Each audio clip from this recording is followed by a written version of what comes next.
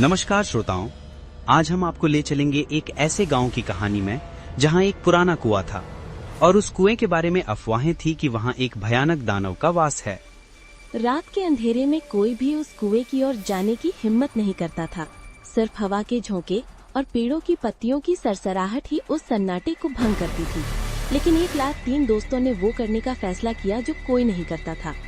अर्जुन, दीपक और राकेश, 3 निडर युवक जिन्होंने अफवाहों को चुनौती देने का फैसला किया। उनका मानना था कि ये सिर्फ गांव वालों की कल्पनाएं हैं, बच्चों को डराने की कहानियां।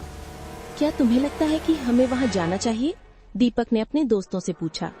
रात के 12 बजे वहाँ जाना मुझे पता नहीं, कुछ सही नहीं लग रहा।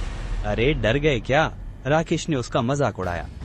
तुम उन बूढ़ों की बातों पर यकीन करते हो? वे तो बस हमें डराना चाहते हैं। मैं तैयार हूँ, अर्जुन ने कहा, अपनी टॉर्च हाथ में थामे हुए।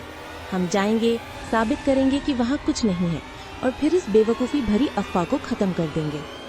रात के ठीक 12 बजे तीनों दोस्त अपनी अपनी टॉर्च लेकर उस कुएं की ओर चल पड़े।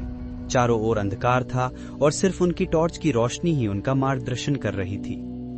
हवा तेज चल रही थी, पेड़ों की शाखाएं हिल रही थी। टॉर्च की रोशनी में पेड़ों की परछाइयां ऐसी लग रही थी जैसे कोई विशालकाय राक्षस उनका पीछा कर रहा हो।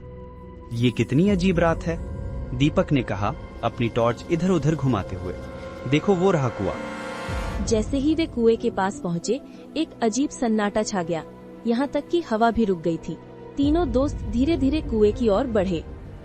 अचानक कुएं से एक आवाज आई, एक बच्चे के रोने की आवाज। बचाओ, मुझे बाहर निकालो। वो आवाज कुएं की गहराई से आ रही थी। क्या तुमने वो सुना? अर्जुन ने अपनी टॉर्च कुएं में चमकाते हुए कहा। कोई बच्चा है वहाँ नीचे। हमें कुछ करना चाहिए। दीपक ने जल्दी से अपना बैग खोला और एक रस्सी निकाली। मैं नीचे उतरता हूँ। लेकिन जैसे ही दीपक ने रस्सी कुएं में डालनी शुरू की, वो रोने की आवाज अचानक बदल गई।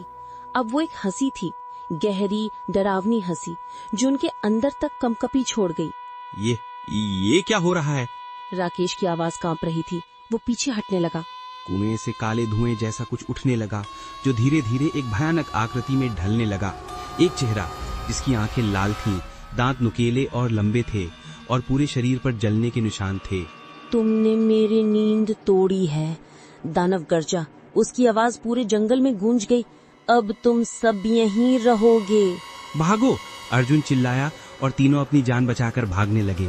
अंधेरे में उनके कदम लड़खड़ा रहे थे, सांसें तेज चल रही थीं। अचानक एक चीख गूंजी, राकेश की चीख।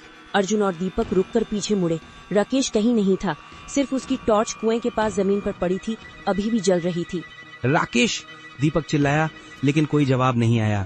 सिर्फ वो डरावनी हंसी फिर से गूंजी, इस बार और भी ज्यादा भयानक और ज्यादा करीब। अर्जुन और दीपक अपनी जान बचाकर गांव की ओर भागे। उनके पीछे कदमों की आवाज आ रही थी। ऐसा लग रहा था जैसे कोई उनका पीछा कर रहा हो। जैसे ही वे गांव पहुंचे, उन्होंने दरवाजे खटखटाए, चिल्लाए, मदद मांगी। गांव वाले जागे, लालटेन और मशाले लेकर बाहर आए। क्या हुआ? गांव के मुखिया ने पूछा। वो कुआं, राकेश, वो उसे ले गया, दीपक मुश्किल से बोल पाया, आंसुओं से भरी आंखों के साथ। सुबह होते ही गांव के सभी पुरुष डंडे और लाठियां लेकर कुएं की ओर गए। जब वे वहां पहुंचे तो उन्होंने देखा कि कुएं का पानी अब लाल था, खून की तरह। राकेश का कोई निशान नहीं था, सिवाय उसकी टूटी हुई टॉर्च के, जो अब भी कुएं के पास पड़ी थी। गांव वालों ने उस कुएं को पत्थरों से भर दिया और उसे सील कर दिया। लेकिन कहते हैं आज भी आधी रात को उस कुएं से वो डरावनी हंसी सुनाई देती है। और हर साल उसी रात जब अर्जुन और दीपक ने अपने दोस्त को खोया था, गांव वाले अपने घरों के दरवाजे बंद कर लेते हैं, दीपक जलाते हैं और प्रार्थना करते हैं कि दानव फिर कभी न जागे। क्योंकि वे जानते हैं कि कुछ रहस्य अनसुलझे ही रहने चाहिए। कुछ अफवाहें सच होती हैं और कुछ कुएं सिर्फ पानी के लिए नहीं होते। आपने सुना भयानक कुआं, एक ऐसी कहानी जो शायद आपको रात में सोने न दे। धन्यवाद आपका हमारे साथ जुड़ने के लिए।